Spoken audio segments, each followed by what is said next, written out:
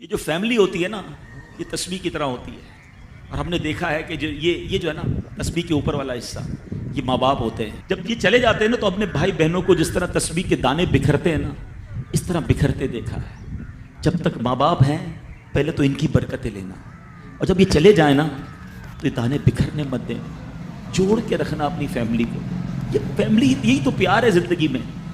تھوڑے سے پیسوں کے لیے بھائی بہن لڑتے ہیں، جائیداد کے لیے بھائی بہن لڑتے ہیں، تھوڑے کاروبار کے لیے لڑتے ہیں. ارے قربان کر دو، کوئی بات نہیں، بھائی کو تھوڑا زیادہ چلا جائے، بہن کے میری بہن کے گھر میں ہی جا رہا ہے نا، یہ تیرا ہے، یہ میرا ہے، نہ کیا کرے.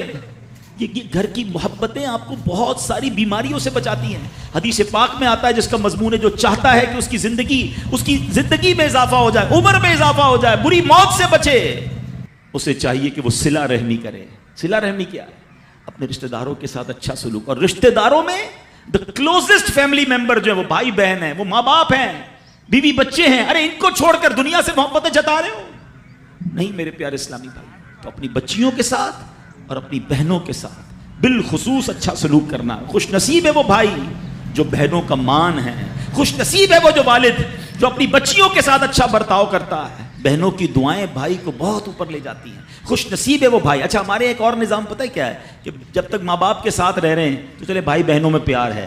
اب بھائی بہنوں میں شادی ہو گئی، سب کی شادیاں ہو گئیں اور ماں باپ چلے گئے، تو اب نارملی لوگ اپنی بہنوں کو اگنور کرتے ہیں. اب یار میں تو اپنی بیوی کو دیکھوں گا، اپنے بچوں کو دیکھوں گا، اپنی کمائی کو دیکھوں گا. نہیں، اب بھائی کا کام ہے کہ وہ والد کا کردار ادا کرے. بہنوں کو یہ احساس دلائے کہ تمہارے ماں باپ چلے گئے ہیں مگر تمہارے بھائی زندہ ہیں، ہر مشکل میں تمہارے بھائی تمہارے ساتھ کھڑے ہوں گے.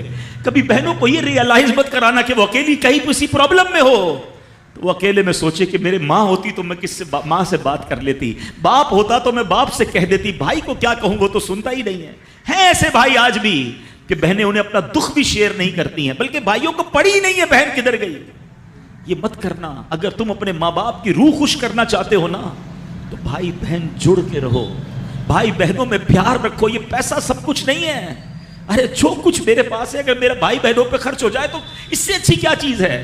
یہ یاد رکھیں جو سوشل میڈیا پہ ہزاروں فرینڈ بنائے بیٹھے نا کہ میرے 5000 فرینڈ تو میرے 10,000 فرینڈ، کسی دن بستر پر پڑو گے نا اسپتال میں تو اس بستر کے کنارے تمہیں تمہارے بھائی بہن ہی نظر آئیں گے.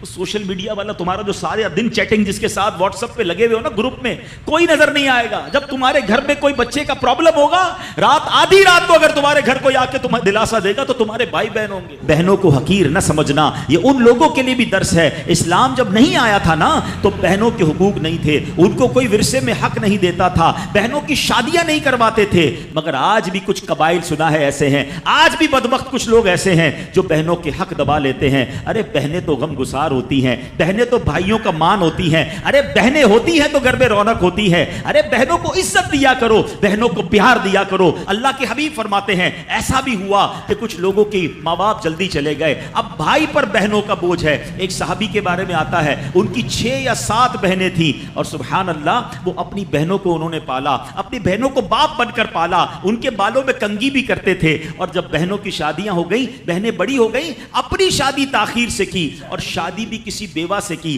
پوچھا گیا کہ کیوں بیوہ سے شادی کی؟ کہا میری بہنوں کو ایک ماں کی حاجت تھی، میں کوئی جوان لڑکی لے آتا تو بہنوں کا کیا ہوتا. اللہ اکبر. یہ صحابہ کا انداز. اور آج جو بہنوں کا حق دباتے ہیں، آج جو بہنوں کو ذلیل کرتے ہیں، نہ کرنا. ہمارا اسلام بہن